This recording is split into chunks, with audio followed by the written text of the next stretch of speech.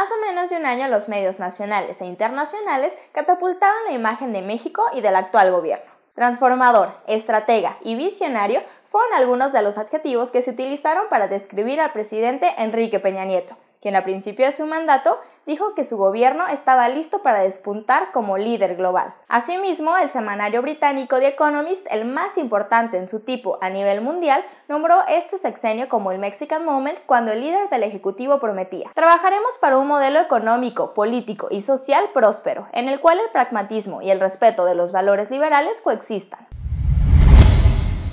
De acuerdo a las últimas cifras oficiales del INEGI, México creció 1.6%, lo cual fue calificado como mediocre por el grupo de economistas y expertos de México ¿Cómo vamos? En efecto, este gobierno lo firmó y lo cumplió. Hoy es reconocido a nivel global como líder, empezando por la mediocridad. Parecía que el Pacto por México sería un consenso de fuerzas políticas a largo plazo. Sin embargo, bastó conocer el revés de las leyes secundarias de la reforma energética para que el PRD se despidiera de él, dejando el 40% de los compromisos sin concretarse. Al parecer, de pronto Zambrano recordó que eran oposición.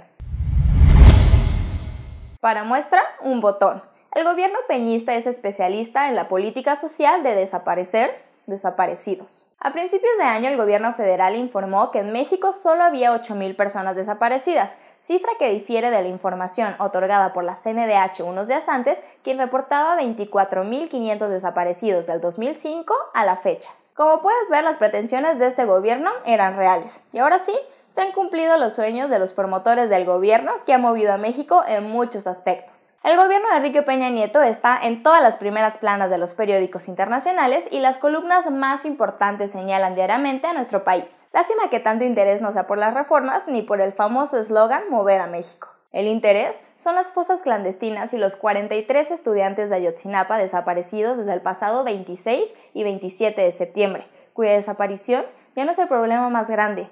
Ellos humanizaron el horror y han generado una conmoción nacional e internacional. El actual gobierno federal, al igual que el de Calderón, carecen de una estrategia integral de combate al tráfico de drogas y a la delincuencia organizada, ya que desde que tomó el poder Enrique Peña Nieto junto a su grupo de colaboradores, crearon un frente común para evadir el tema de la seguridad, con el propósito de hacer creer a los habitantes que México era un lugar seguro y ante el extranjero quedar como el reformista. No obstante, para la periodista Adela Navarro, la evasión finalmente le ha cobrado factura, y ahora con la violencia desbordada, miles de manifestantes exigen su salida. El Mexican Moment se ha transformado. Ya no es una oportunidad llena de luz, sino de sombras y claroscuros. Y ahora, quizá la prensa internacional no quite el dedo del renglón por una sencilla razón.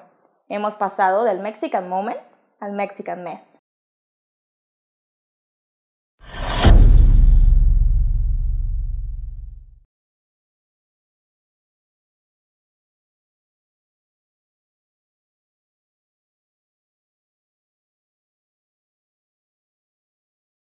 La pregunta con más me gusta esta semana es de Abraham de Jesús, quien dice: ¿hay algún artículo en el que diga que yo, como ciudadano, tengo la libertad de grabar o tomar fotos de algún abuso por parte de los policías o funcionarios públicos?